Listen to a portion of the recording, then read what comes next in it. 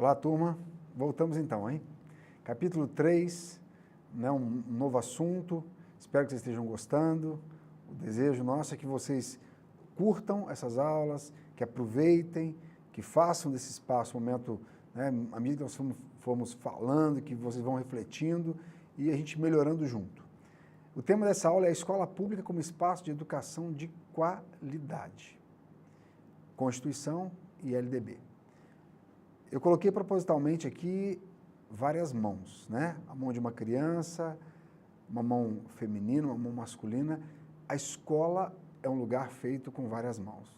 Você pode acordar um dia e dizer, hoje eu não quero trabalhar, hoje eu não quero fazer diferença, hoje eu não quero fazer diferente. Ou não, levantar e dizer, olha, eu quero hoje mais uma vez trazer felicidade para as pessoas que estão próximas de mim, tratar bem as pessoas, e na escola é a mesma coisa. Se a gente quiser começar dizendo educação de qualidade, certamente nós vamos já começar com o pé esquerdo. Mas se a gente pensar, olha, educação de qualidade depende também do meu trabalho. A gente tem alguns autores, alguns professores que marcaram a história desse país, e um deles é o Paulo Freire. Imagina se esse homem exilado na ditadura militar, ele podia ter desistido na primeira vez. Tem um pouco da história dele no material de vocês, está em umas notas assim, de canto do material. Dê uma lida com atenção ali, para quem já conhece a história do Paulo Freire, o professor mesmo que é o autor desse material, muito impactado pela história dele. Então, a escola é o lugar de fazer diferença, é o lugar do seu trabalho, do nosso trabalho. Muitos vão aposentar nessa função, né, nessa atuação profissional e na escola. É um lugar onde a gente conhece muita gente, onde a gente consegue criar um vínculo muito forte com muitas pessoas. Então, é muito importante refletir isso, nós não somos perfeitos, mas acordar, entrar nesse espaço com essa preocupação, isso de fato faz muita diferença. Então, escola, um espaço da educação de qualidade, em todos os sentidos, de ensinar, de avaliar, de cobrar, mas também de formar pessoas, ok? Vamos falar um pouco mais sobre isso então. Bom, vamos voltar um pouco no período jesuítico de novo. A gente está falando de uma nova civilização. Para o europeu, um estranhamento desse novo mundo, mas para o nativo também um estranhamento de tudo que está acontecendo naquele cotidiano brasileiro.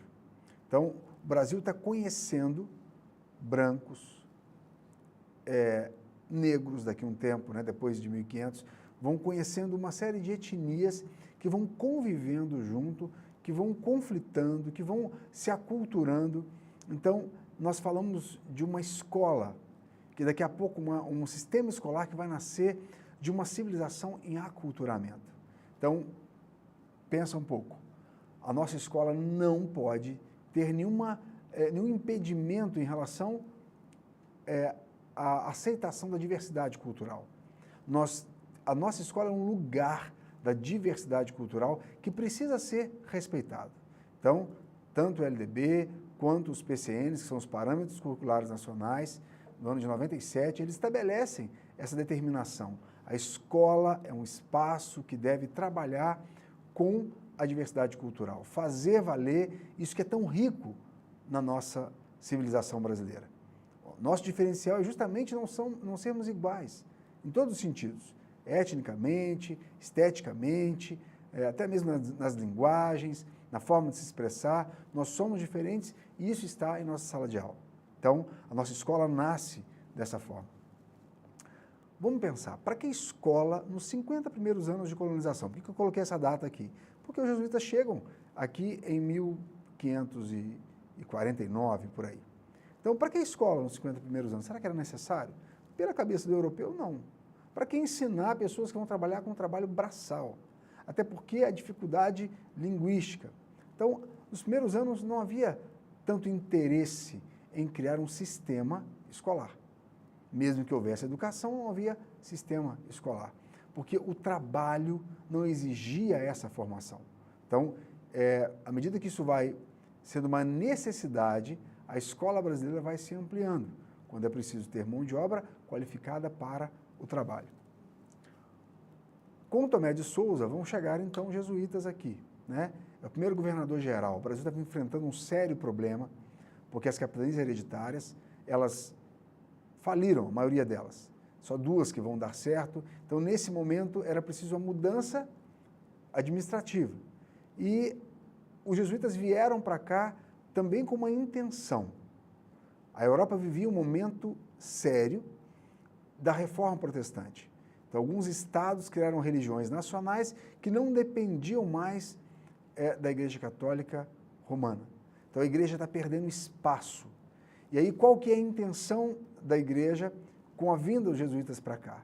Só para lembrar, a escola jesuítica ela é criada, a Companhia de Jesus, ela é criada com a intenção de formar padres para que pudessem catequizar pessoas em outros lugares do mundo, a fim de que expandisse a fé católica e inibisse o avanço da religião protestante. Então, é esse contexto que o Brasil está recebendo jesuítas. Então, pensa bem na intenção desses professores quando chegam aqui. Eles vêm pagos pela coroa portuguesa, porque somente a coroa tem condições de bancar essa despesa tão alta. Então, quando eles chegam aqui, eles têm uma incumbência do Estado português de instruir esses nativos, de torná-los católicos, e aí a gente pode diluir um pouco essa conversa. Torná-los católicos significa também, ou cristãos, significa ter os mesmos medos e receios que a religião, em certa medida, ela constrói no sujeito. Então, existe sim uma intenção de transformar esse indivíduo num indivíduo obediente, submisso, que tenha medo de desobedecer, porque senão ele pode ir para o inferno. E que se ele for obediente, ele pode alcançar o céu. Então, a realidade da época, ele impunha esse olhar, essa característica cultural no nativo. Alguns mais, outros menos. Mais os índios do litoral que tinham mais acesso às escolas jesuíticas. A questão econômica. Portugal perdeu, em certa medida, o controle da África e da Ásia. O Brasil vai se transformando na galinha dos ovos de ouro de Portugal. Então, era um local que tinha que dar certo, porque o investimento é alto. Então, os jesuítas estão trabalhando nesse sentido também, de ter um retorno econômico para a coroa. Politicamente, a dificuldade de administrar algo tão distante, uma colônia tão distante de Portugal.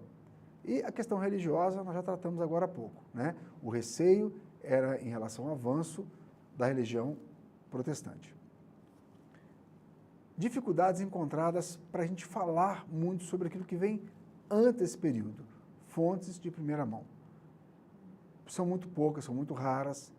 Então, a pré-história brasileira, nós vamos deixar, da educação, inclusive, nós vamos deixar mais adiante, por conta da dificuldade de fontes, a não ser jesuítas, porque é o momento em que, de fato, eles estão chegando, estão escrevendo a história brasileira. A Carta de Caminha, por exemplo, é um documento fantástico, que está contando a história, está fotografando, de forma escrita, o que estava acontecendo aqui. Então, a partir daí, sim, nós temos documentos oficiais para que a gente possa entender esse processo de construção de uma estrutura educacional. Vamos falar um pouco sobre esse papel histórico da colônia. O que é uma colônia? Colônia, que nós estudamos no livro de história, é uma região geográfica que ela depende economicamente da metrópole, ela tem um pacto colonial com a metrópole. Mas existem outros conceitos de colônia. Um deles é que é um local que precisa dar lucro para a metrópole, precisa ser melhorado pela metrópole. Então, esse processo começa a acontecer no Brasil a partir de 1530. Os 30 primeiros anos, os 40 primeiros anos, a prática mais efetiva era a extração de pau-brasil, que não exigia uma formação educacional mais efetiva. Então, colônia é uma região geográfica cujo o interesse é econômico, mas precisa ser melhorada, e melhorada em qual sentido?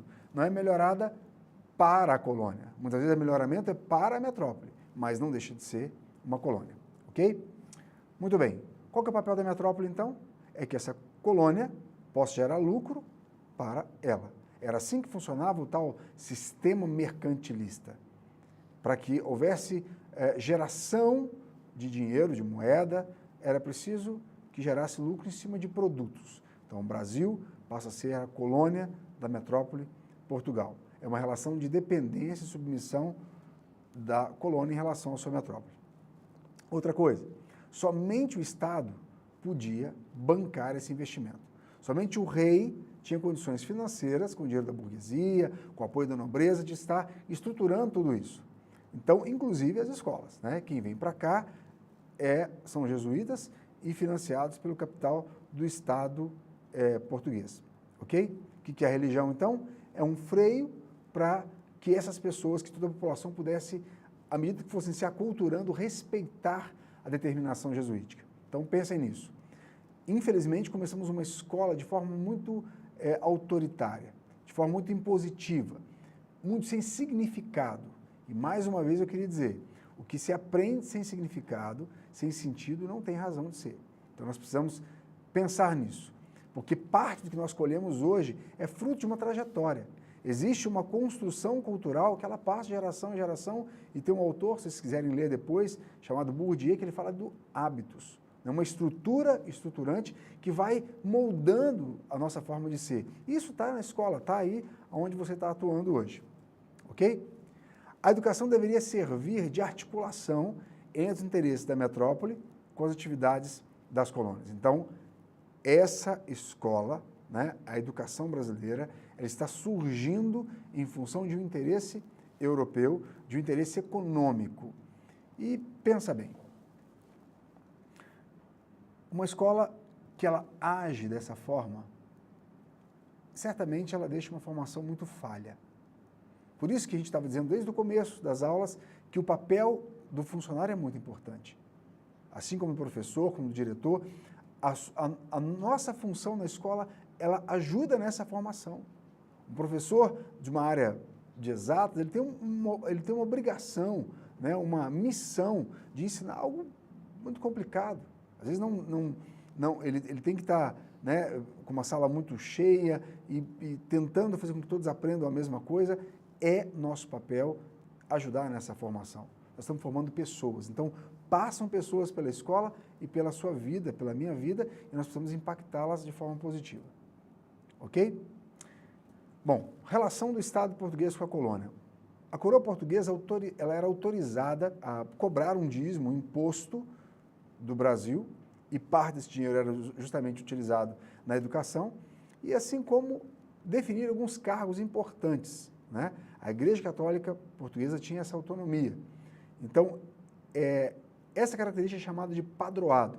O rei de Portugal, ele tem autonomia para criar cargos eclesiásticos, assim como o Papa. Ok? Bom, a missão dos jesuítas, já falamos agora há pouco, era impedir o avanço, então, da religião protestante no Brasil. Era catequizar os índios para que eles se tornassem submissos à ordem portuguesa. Em 1549, né, os jesuítas estão chegando no Brasil, juntamente com o governo geral. Como eu já disse anteriormente, capitanias hereditárias. Foi uma divisão em 14 capitanias nas mãos de 15 donatários. E não estava dando certo. Crise econômica, muita distância entre uma e outra, falta de informação, a distância da colônia em relação a Portugal. Isso tudo vai atrapalhar a economia das capitanias hereditárias. Falta de experiência em grandes espaços rurais, né, que as capitanias eram gigantescas. Então, aí a reestruturação veio com a criação do governo geral e com ele vieram também os jesuítas. Em 1559 são instaladas escolas na Bahia, em São Vicente, e são escolas para ler e escrever. Até porque aprender mais o quê? Se o objetivo era um trabalho mais braçal, não era... A escola ela vai servir tanto às populações, né, que trabalhavam, como também a elite. Para a elite, a escola elementar, a escola secundária, e ela tinha um objetivo, chegar a Coimbra, nas universidades de lá, para vir para cá administrar a colônia. Ok? Eu coloquei aqui, então, um desenho para a gente relembrar essa parte da história da divisão de capitanias hereditárias. Ok? Então, essa divisão ela é mantida, mas a partir do governo geral passou a ter um governador para administrar todas as capitanias. Qual a intenção? De trazer o tal melhoramento econômico para essa estrutura criada por Portugal. 1553, outro governador-geral, Duarte da Costa, traz para cá o José de Anchieta, Manuel da Nóbrega, e vão aumentando o número de escolas no país. A estrutura agora em São Paulo, no Rio, na Bahia, né, esse sistema educacional vai sendo constituído aos poucos. 1570, 5 escolas de nível elementar, seria hoje a nossa educação fundamental, e 3 de nível médio, que seria mesmo, né, a nossa escola de nível médio. Nível médio, certamente, para a elite brasileira, né, os brancos e alguns mestiços, que podiam depois continuar os estudos nas universidades de Portugal. Ok? Crianças indígenas iam para a escola manhã, tarde e noite. Para quê? Ensina a criança que ela ensinará ao pai. Molda a criança que ela moldará ao pai. Então, essa criança vai aprendendo aos poucos a cultura da religião europeia, vai aprendendo os medos, os temores do que é ser cristão, estar debaixo de uma autoridade divina, o que é pecado, o que é inferno, e aos poucos elas vão estar orientando os seus pais. Até porque a aceitação da criança é melhor do que a do adulto. Então, criança na escola jesuítica estuda o dia todo. A intenção, que eles se tornassem sedentários e monogâmicos. Para os portugueses era um absurdo o casamento, né, a junção, o ajuntamento de um índio com várias índias. Então, na verdade, a proposta também era moralizá-los de acordo com a moral cristã e torná-los sedentários, ensinassem a serem agricultores, para que pudessem, de fato, produzir e se alimentar e produzir em excesso, para que pudesse levar para Portugal. Isso, de fato, é um traço da cultura europeia. Para o índio não fazia sentido produzir tanto, coletar tanto, cortar tanta madeira. Os jesuítas, portanto, eram agentes de aculturação, tanto europeia aqui no Brasil, quanto do Brasil na Europa. Então, levavam também parte daquilo que era comida aqui, que era bebida, que era costume, o tomar banho todo dia, andar descalço, ficar nu, comer mandioca. Isso era também algo rico para o conhecimento europeu. Os jesuítas foram também importantes nesse processo. Vamos terminar essa aula com algumas reflexões, ok? Qual que é o sentido da educação brasileira no início da colonização? Falamos sobre isso aqui. Mas havia sentido uma educação, um sistema educacional nesses primeiros anos? Você vai responder isso lá no seu caderno, no seu memorial, fazendo essas anotações aos poucos e justifique, a partir da leitura do material, se de fato fazia sentido uma educação naquele período. Ok? Outra coisa, o que poderia diferir de uma educação voltada para a igreja e aquela dirigida para o Estado? Só para colocar um pouquinho de pimenta nessa reflexão. Será que a igreja não poderia ser também uma ameaça ao Estado português? À medida que os jesuítas iam se aproximando dos indígenas e ganhando a confiança deles, porque eles não seriam crianças a vida inteira, isso não seria talvez um receio? Nós vamos ver isso posteriormente, mas eu queria que vocês já fossem pensando um pouco nisso. E uma escola dirigida pelo Estado? Quais seriam os prejuízos? Qual seria o enfoque do Estado português administrando a educação brasileira? Porque isso vai acontecer. Como a igreja poderia comprometer os interesses do Estado português no Brasil se, de fato, a expansão jesuítica continuasse? Por que eu estou dizendo isso? E estou pedindo a vocês para refletirem, porque essa estrutura ela vai acabar. Os jesuítas serão expulsos daqui pela coroa portuguesa. Então, essa estrutura vai acabar. E aí, quais serão, então, os desafios desse Estado com pessoas sem formação, sem a experiência jesuítica durante 210 anos? Isso certamente fará muita diferença. Ok? Terminamos por aqui. Agradeço mais uma vez a atenção de vocês. Espero que estejam gostando, estejam aprendendo e voltamos na próxima aula. Um abraço, tchau.